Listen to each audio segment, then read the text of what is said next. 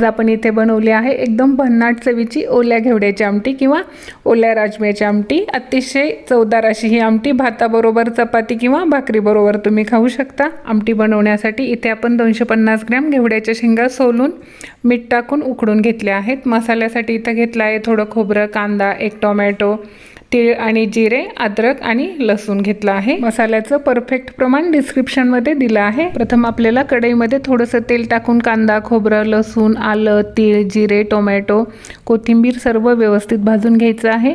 थोडंसं पाणी घालून मिक्सरवर एकदम बारीक वाटून घ्यायचं आहे। या पद्धतीने घेवडेही उकडून घेतले आहेत। फोडणीसाठी कढईत 4 मोठे चमचे तेल घेतले। तापल्यानंतर जिऱ्याची फोडणी करून वाटलेला मसाला घालायचा आहे, बारीक कापलेली कोथिंबीर घालायची, तेल सुटेपर्यंत चांगलं परतून घ्यायचं आहे। नंतर घरगुती काळं तिखट 2 चमचे, अर्धा चमचे हळद घालायची आहे, चांगलं परतून घ्यायचं आहे आणि उकडलेले घेवडे त्याच्याबरोबरचं पाणीही घालून घ्यायचं, एक उकळी आणायची, आपली चटपटीत भाजी तयार।